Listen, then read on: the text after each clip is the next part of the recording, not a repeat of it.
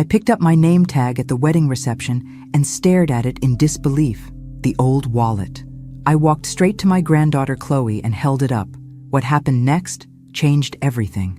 "Chloe, honey, I think there's been a mistake with my name tag," I said, keeping my voice calm despite the heat rising in my cheeks. She barely glanced up from her phone. "What mistake, Grandma?" "It says the old wallet instead of Margaret Thompson. If you're watching this, subscribe and let me know where you're watching from. Because trust me, you're going to want to see how this ends." Chloe rolled her eyes and let out this exaggerated sigh. "Grandma, stop being so dramatic. It's just a joke name tag. Everyone got funny ones." I looked around the ballroom. Jeremy's parents had Mr. and Mrs. Perfect. The bridesmaids had cute nicknames like Dancing Queen and Party Princess. "A joke?" I repeated. "Yeah, because you always pay for everything. It's not that deep, old hag." The words hit like a physical slap. Old hag. In front of half the wedding guests, who were now turning to stare.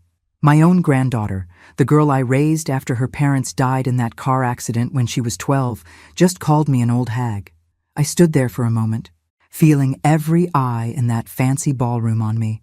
20 years of sacrifice, love, and financial support, and this is what I got in return.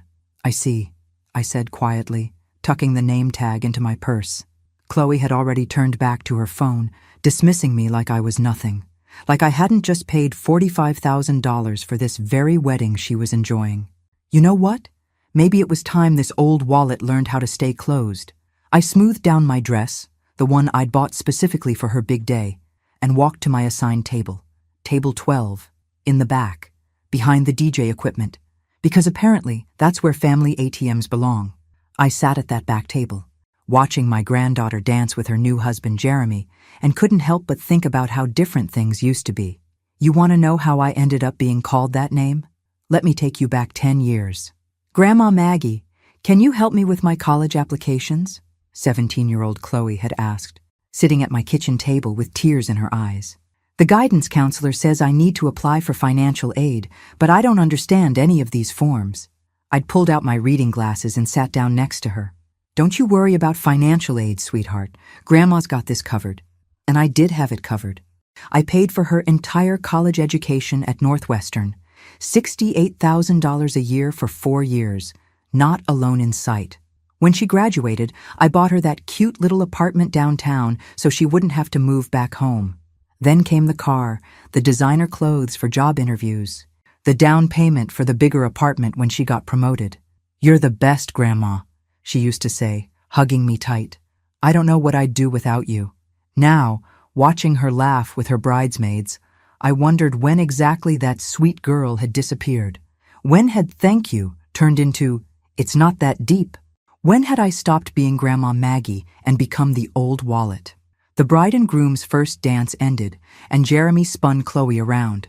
She looked absolutely stunning in that dress, the one I'd taken her shopping for at 3 different boutiques until we found the perfect one, the one that cost more than most people's cars.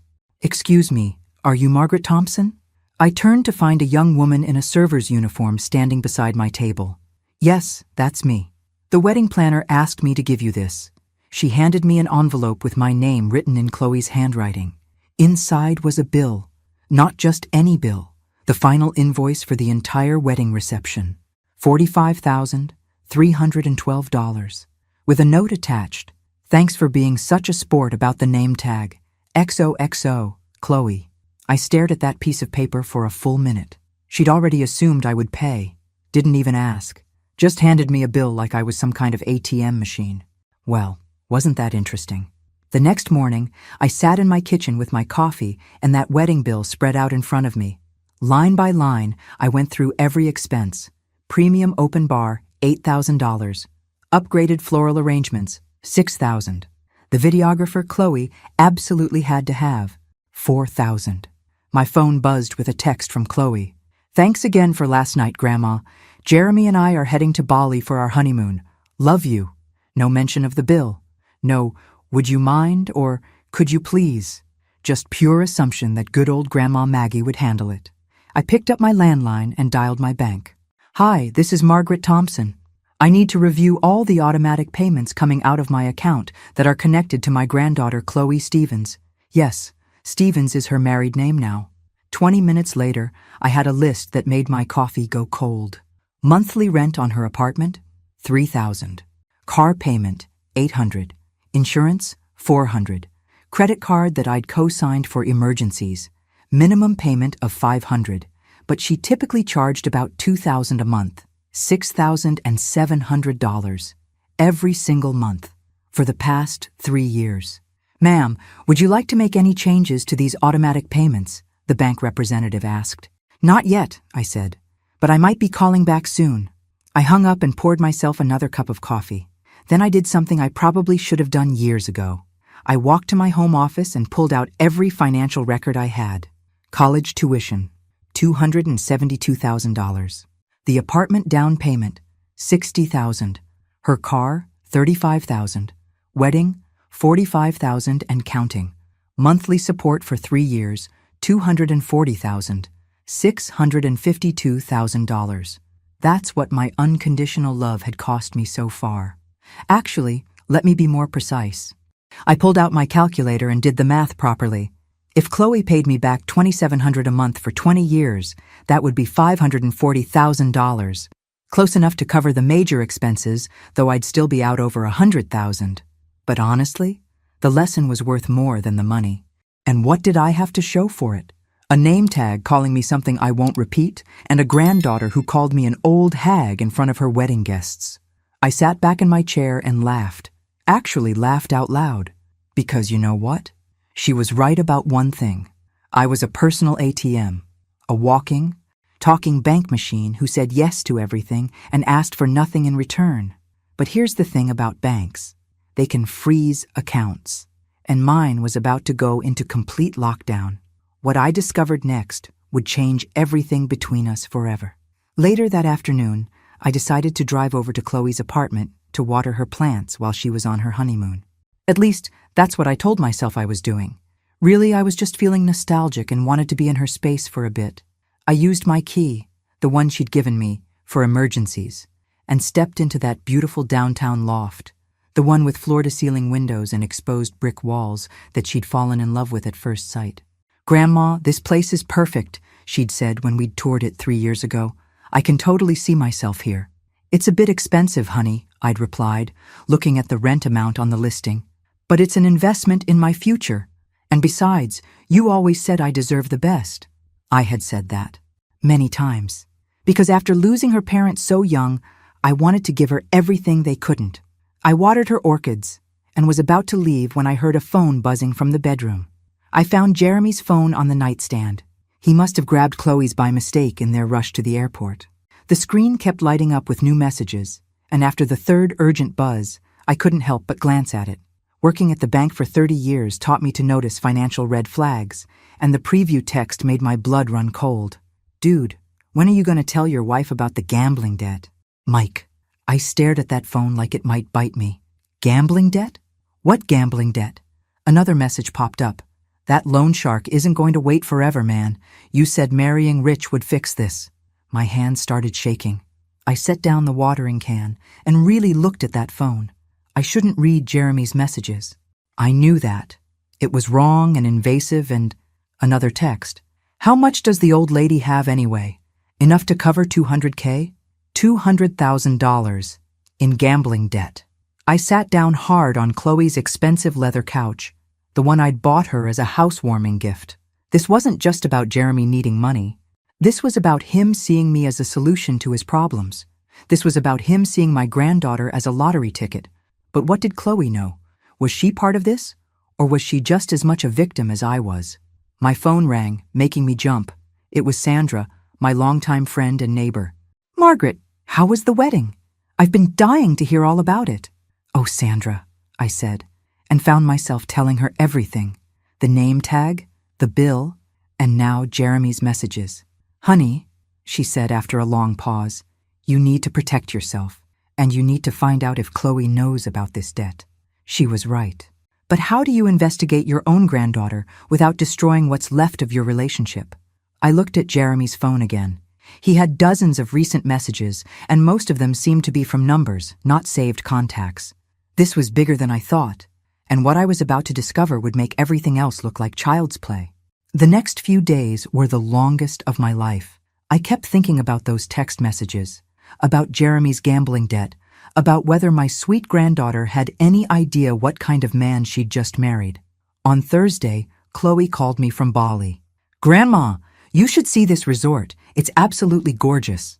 Jeremy surprised me with the honeymoon suite upgrade. "That's wonderful, dear. How are you affording all these upgrades?" I asked carefully. "Oh, Jeremy's been saving up. He's so good with money, Grandma. You'd really like that about him." Good with money. Right. 200,000 in gambling debt was definitely good with money. "Chloe, honey, can I ask you something? Has Jeremy ever mentioned any financial troubles? Any debts or problems?" There was a pause. "What do you mean? Why would you ask that?" "I just want to make sure you're taken care of, sweetheart. Marriage can be complicated when it comes to finances. Grandma, we're fine. Jeremy has everything under control. In fact," she lowered her voice, "he's been talking about starting a business when we get back. Something about investing in real estate. He just needs some startup capital." My stomach dropped. Startup capital, of course. "How much startup capital?" I asked. "He hasn't said exactly, but probably around 200,000, which sounds like a lot. But you always taught me to think big, right? $200,000, the exact amount of his gambling debt. Chloe, I need you to listen to me very carefully. Don't make any big financial decisions until we can sit down and talk. Okay? Promise me." Okay, you worry too much. We'll talk when I get back. I love you, Grandma." After she hung up, I sat there staring at my phone. My granddaughter had no idea. She thought she'd married a responsible, financially stable man who was planning their future together. She had no clue that her new husband was planning to use her and me to pay off loan sharks. That evening, I called my attorney, Patricia Wells. I'd known Pat for 30 years, and if anyone could help me figure out what to do, it was her. "Margaret, this is a delicate situation," she said after I explained everything. "But I think we need to take some precautionary measures." "What kind of measures?" "Well, first, we should review your will and any financial accounts that Chloe has access to. Second, we need to document everything you've discovered. And third," she paused, "third, you need to decide how much you're willing to lose before you draw the line." How much was I willing to lose? I'd already given Chloe everything I could. But apparently, it wasn't enough. It would never be enough, because now there was Jeremy and his gambling problem and their startup capital needs. "Pat," I said slowly, "what would happen if I removed Chloe from my will? Are you sure you want to do that?" I thought about that name tag, about being called an old hag, about finding out my new grandson-in-law saw me as a solution to his gambling debts. "Yes," I said, "I'm sure." While Chloe and Jeremy were still in Bali, I decided to do something I'd never done before. I investigated my own family's finances, not just what I was spending on them, but what they were doing with the money I'd already given them. I started with Chloe's credit cards, the ones I'd co-signed for and been paying off for 3 years. "I just need to see the statements," I told the customer service representative. "I'm the co-signer." What I found made me sick to my stomach. Designer handbags, expensive dinners, weekend trips, spa treatments. But more concerning were the cash advances. Lots of them. Always in round numbers, 500, 1,000, 2,000. Cash advances that started about 6 months ago, right around the time Chloe started dating Jeremy seriously. Then I called the leasing office of her apartment building. "Hi, this is Margaret Thompson. I'm the guarantor on Chloe Stevens' lease. Has the rent been paid on time each month?" "Oh, Ms. Thompson. Actually, we've been meaning to contact you. The tenant has been requesting to add her husband Jeremy Stevens to the lease, but there are some concerns about his credit score." "What kind of concerns?" "Well, he has several outstanding debts and his score is quite low. We'd need additional financial guarantee if he's going to be added." More debt. It wasn't just the gambling debt I'd seen on his phone. Jeremy was financially toxic, and now he was married to my granddaughter. My last stop was Jeremy's social media. I knew it was probably wrong to snoop, but I needed to understand what kind of person Chloe had married. His Instagram was full of pictures from expensive restaurants, sporting events, and vacations, all within the last 6 months, all while he apparently owed $200,000 to loan sharks. But it was his Facebook that really got to me. In a post from 2 weeks before the wedding, he'd written, "Can't wait to marry my beautiful Chloe. Time to start living the good life." The casino and money emojis. He wasn't even trying to hide it. I screenshot everything. Every cash advance, every concerning social media post, every piece of evidence that showed what my granddaughter had gotten herself into. Then I sat in my kitchen and made a list of every automatic payment, every bill, every financial obligation I was covering for Chloe and Jeremy. The monthly total was staggering. $6,700, plus the wedding bill, plus whatever startup capital they were planning to ask for. I picked up my phone and called the bank. I'd like to put a hold on all automatic payments to account holder Chloe Stevens, effective at the end of this billing cycle. Are you sure? Ms. Thompson? Some of these have been in place for several years. I'm sure. I need 2 weeks to review our family financial arrangements. This will include her rent, car payment, insurance, and credit card payments. They'll stop processing in approximately 10 days. Perfect timing. After I hung up, I felt something I hadn't felt in years. Relief. For the first time since Chloe turned 18, I wasn't financially responsible for someone else's choices. Now, I just had to wait for them to come home and discover that the old wallet had finally learned how to stay closed. Chloe and Jeremy returned from Bali on a Tuesday. I knew because she posted 17 photos on Instagram of their amazing honeymoon, all from that expensive resort upgrade that Jeremy had saved up for. I'd calculated the timing perfectly. My bank hold would stop all automatic payments on Friday, which meant they'd have exactly 3 days to figure out their new reality. By Thursday morning, my phone was ringing. "Grandma, there's been some kind of mistake with my rent payment. The bank says the automatic transfer was canceled." I took a sip of my coffee. "No mistake, dear. I canceled it." Silence. Then, "You canceled it? Why would you do that?" "Because I think it's time for you and Jeremy to handle your own finances. You're married now, after all." "But Grandma, you've always what? Always paid for everything while you called me the old wallet?" Another pause. "Grandma, I told you, that was just a joke." "Was it? Because Jeremy seems to think I'm a solution to some pretty serious financial problems." I could hear her breathing change. "What are you talking about?" $200,000 in gambling debt, Chloe. Does that ring any bells?" What? That's impossible. Jeremy doesn't gamble." "Sweetheart, sit down. We need to talk." I told her everything. The messages on Jeremy's phone, the credit report from the apartment complex, the cash advances on her credit cards. I watched her world crumble through the phone. No, this can't be right. Jeremy wouldn't lie to me about something like this. "Honey, I have screenshots. I have documentation. Your husband has been using the money I give you to pay off gambling debts, and now he wants me to fund his fake business to cover the rest." She started crying. "Grandma, if this is true, what am I supposed to do? We just got married. I can't afford the apartment without your help. I can't afford anything without your help." And there it was. The truth we'd both been avoiding for years. Chloe had become so dependent on my financial support that she couldn't function without it. She'd never learned to budget, to save, to make financial decisions based on what she could actually afford. "You're going to learn," I said gently, "because I love you too much to keep enabling this." "Enabling what?" "Chloe, you're 27 years old. You have a good job, a college education, and a brain in your head. But you've never had to use any of those things to actually support yourself because Grandma's always been there with her wallet open. So you're just cutting me off? Completely? I'm teaching you to stand on your own 2 feet, something I should have done years ago." She hung up on me. An hour later, Jeremy called. His voice was tight, controlled, but I could hear the panic underneath. "Mrs. Thompson, Chloe is very upset. I think there's been some misunderstanding about my financial situation." "No misunderstanding, Jeremy. I know about the gambling debt. I know about the loan sharks. And I know that you married my granddaughter thinking I'd solve your problems. That's not... Look, I care about Chloe. I love her. Then prove it.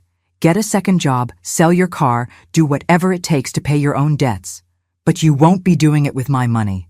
Mrs. Thompson, you don't understand. And you don't. These people I owe, they're not patient. If I don't pay soon, then you better figure something out, fast, because this family bank is permanently closed. I hung up and immediately called Patricia. Pat, I need to move quickly on changing my will, and I think I need to prepare for things to get ugly. What I didn't expect was just how ugly they were about to get. Things got ugly fast. By Friday, Jeremy was calling me every few hours. The calls started polite. Well, Jeremy's version of polite, but got increasingly desperate as the day went on. Mrs. Thompson, please, just a temporary loan. I'll pay you back with interest. Mrs. Thompson, Chloe doesn't deserve to suffer for my mistakes. Mrs. Thompson, you have to understand, these people will hurt me if I don't pay. That last call made me contact Patricia immediately. Pat, Jeremy just implied he might be in physical danger. What am I legally obligated to do here? Nothing, Margaret. His debt problems are not your responsibility, regardless of who he owes money to. But maybe you should consider talking to the police if he's being threatened. I'm not calling the police for Jeremy, but what if he tries to pressure Chloe into pressuring me? Then we document everything and prepare accordingly. Patricia was right to be cautious. Saturday morning, Chloe showed up at my door. She looked terrible, red eyes, unwashed hair, clothes that she'd clearly slept in. Grandma, please, Jeremy told me everything. About the gambling, about the money he owes. But he's getting help. He's going to Gamblers Anonymous and everything. I let her in and made her some coffee. Sweetheart, addiction recovery takes time. Years sometimes. How much are you planning to sacrifice while he figures his life out? He's my husband. I took vows. And what about the vows he took? The ones about being honest and faithful and providing for his family? She broke down crying. I don't know what to do. Grandma, I can't afford the apartment. I can't afford the car payments. I can't afford anything. And Jeremy says if we don't come up with money soon, something bad might happen to him. I sat down next to her and took her hands. Chloe, listen to me. You have choices. You can get a cheaper apartment. You can sell the car and get something more affordable. You can learn to live within your means. But I shouldn't have to. You have plenty of money. And there it was again. That entitlement that had been growing for years. I do have money, I said calmly. Money that I worked for, saved for, and planned to leave to my family someday. But I won't give it to someone who sees me as an ATM machine. That's not fair. What's not fair, Chloe, is being called the old wallet at your wedding. What's not fair is being handed a $45,000 bill without being asked. What's not fair is finding out that my new grandson-in-law married you to solve his gambling problems. She stared at me like I'd slapped her. You're really not going to help us. I'm helping you right now. I'm teaching you that you don't need my money to survive. You're smart, you're capable, and you're stronger than you think. And Jeremy? Jeremy made his choices. Now he gets to live with the consequences. She left without another word. But not before I noticed her looking around my house, calculating, estimating, like she was taking inventory. That's when I knew I had to take one more precaution. Sunday morning, I called my bank and requested that they flag my account for any unusual activity. Then I called Patricia to discuss additional legal protections. Because apparently, I no longer trusted my own granddaughter. Monday morning brought the call I'd been dreading. Grandma, it's me. Chloe's voice was shaky, but there was something else underneath it. Something harder. Jeremy's gone. Gone where? I don't know. He left a note saying he had to handle some business and that he'd be back. But Grandma, there are men calling our apartment. Scary men. They're asking about money Jeremy owes them. My blood went cold. Chloe, you need to get out of that apartment right now. I can't. I don't have anywhere to go. I can't afford a hotel. I can't afford... You can come here. Really? The relief in her voice was heartbreaking. Of course. You're my granddaughter. Pack a bag and come over right now. She arrived an hour later with 2 suitcases and tears streaming down her face. Grandma, I'm so sorry. About the name tag. About calling you. What I called you. I didn't know about Jeremy's problems, I swear. I believed her. Mostly. But I'd learned not to trust completely anymore. We'll figure this out, I told her, making up the guest room. But Chloe, there have to be some ground rules. Anything. You find your own apartment, something you can afford on your own salary. You get rid of that expensive car and buy something reasonable. And you learn to live within your means. Okay? And you file for divorce. She looked up sharply. Grandma, sweetheart, Jeremy abandoned you the minute his problems got real.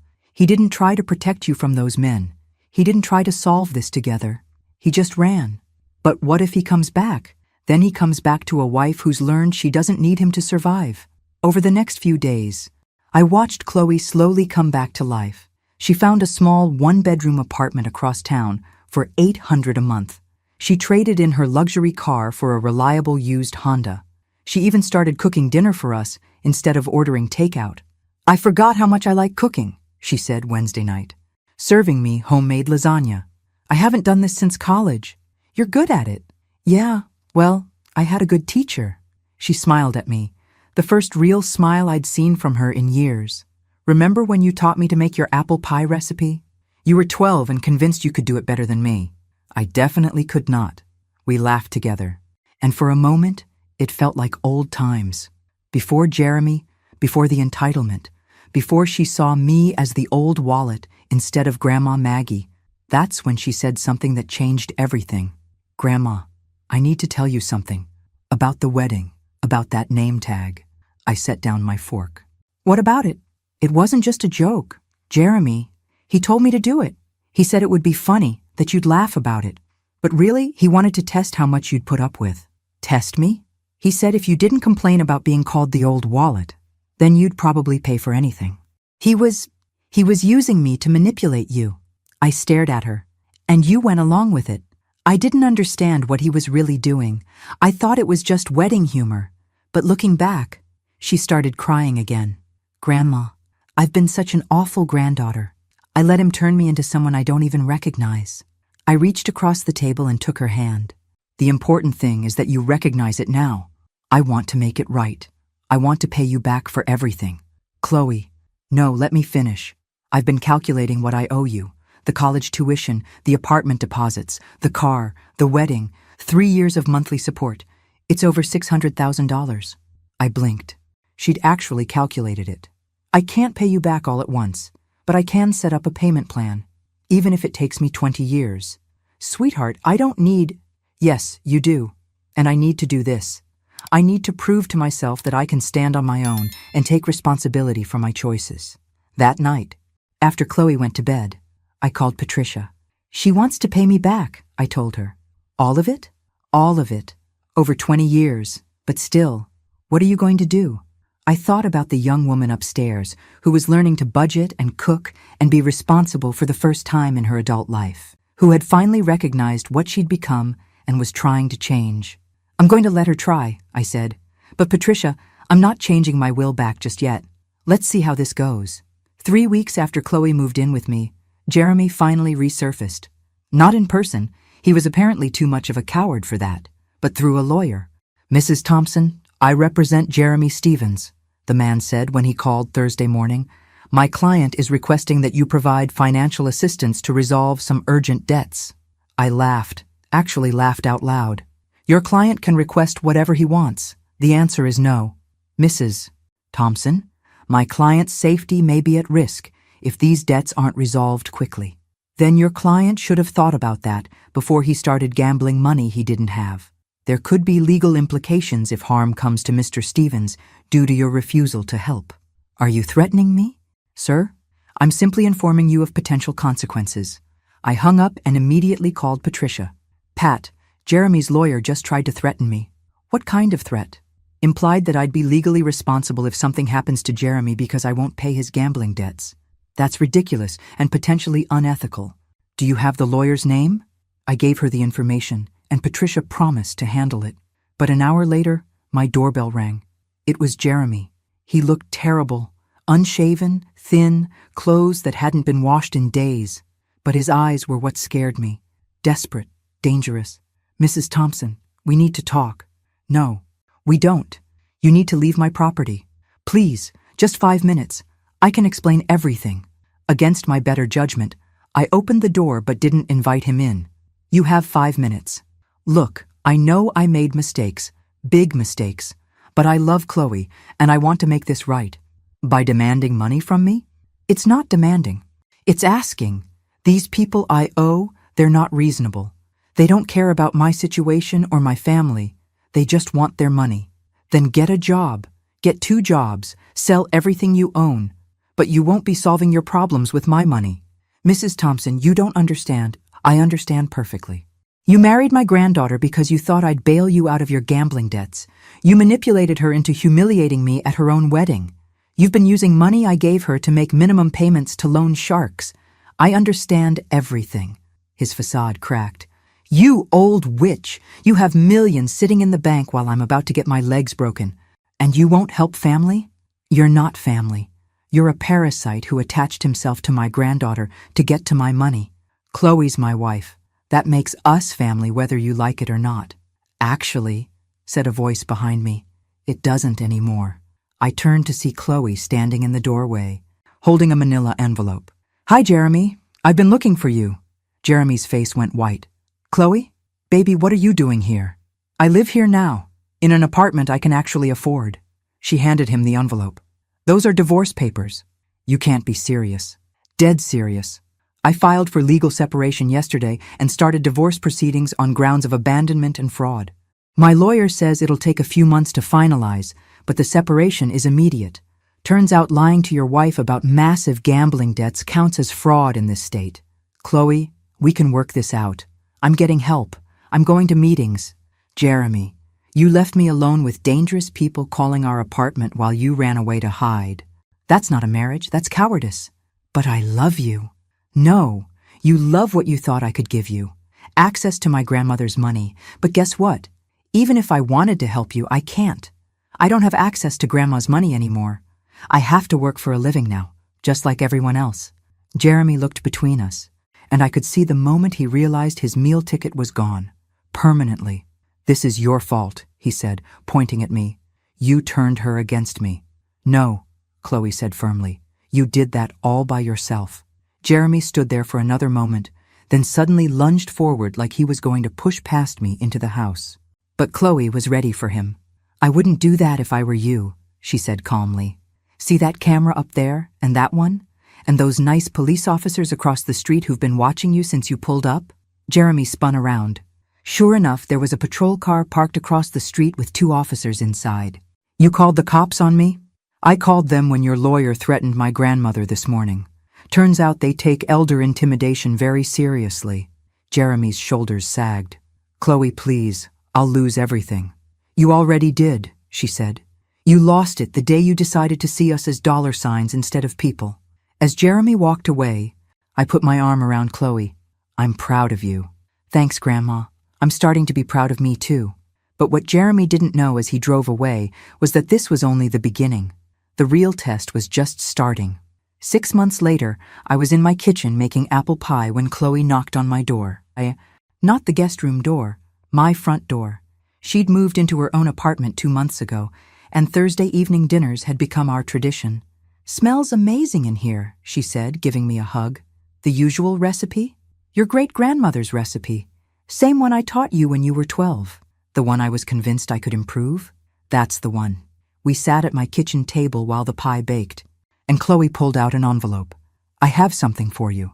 Inside was a check for $2,700 made out to me. Chloe, you don't have to. Yes, I do. It's month 6 of my 20-year payment plan, remember? $2,700 a month until I pay back what I owe you. Sweetheart, I've been thinking about this debt situation. Her face fell. Are you changing the terms?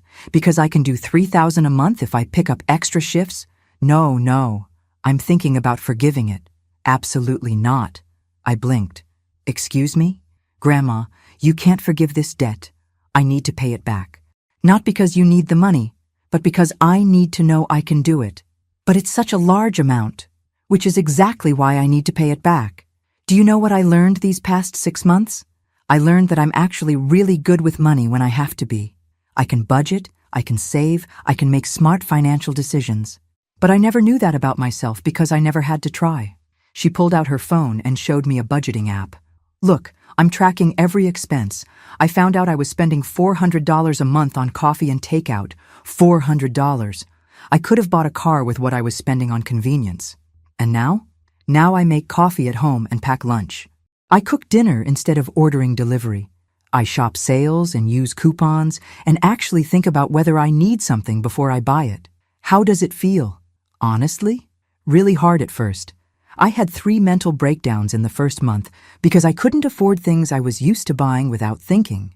But also empowering. For the first time in my life, I know exactly where my money goes and why. And when I buy something I really want, like those boots I showed you last week, I appreciate it so much more because I know I worked for it and saved for it. I smiled at her. What happened to Jeremy? He declared bankruptcy and moved back in with his parents. Turns out bankruptcy court doesn't care about gambling debts to loan sharks. Those guys had to get in line with all his other creditors. Last I heard, he was working at a call center and going to Gamblers Anonymous meetings. Whether he's actually staying clean, I don't know. But it's not my problem anymore. What about the people he owed money to? Apparently they moved on to easier targets once they realized he was broke and had no family money coming. Loan sharks are businessmen. They don't waste time on people who can't pay. Any regrets about the divorce? Only that I didn't see through him sooner. But you know what? Even that experience taught me something important. What's that? That I'm stronger than I thought I was. When everything fell apart. I didn't fall apart with it. I figured out how to take care of myself. The timer went off, and I pulled the apple pie out of the oven. Golden brown, just like my mother used to make. Grandma, can I ask you something? Of course. Why didn't you cut me off sooner? You could have stopped supporting me years ago. I sat down across from her. Because I was scared. After your parents died, I was so terrified of losing you too that I said yes to everything. I thought if I could give you everything you wanted, you'd never want to leave. But that's not love, is it? That's fear disguised as love. No, it's not. Real love sometimes means saying no. It means letting people struggle so they can learn they're capable of handling struggle. I'm sorry it took me so long to figure that out, and I'm sorry it took me so long to teach it to you. We sat there eating warm apple pie and talking about her new job promotion, her plans to take a vacation she'd saved up for, and her idea to start a small investment account. Grandma, there's one more thing. What's that? I want to make you a new name tag. Oh? She pulled out a piece of cardstock and showed me what she'd written in beautiful calligraphy. Grandma Maggie, the woman who taught me how to stand on my own 2 feet. I love it, I said, my eyes filling with tears. Good, because that's who you really are, not the old wallet. You're the woman who loved me enough to let me fail, and then loved me enough to help me learn how to succeed. That night, after Chloe went home to her own apartment that she paid for with her own money, I called Patricia. I want to change my will back, I told her. You sure about that? I'm sure, but with some modifications.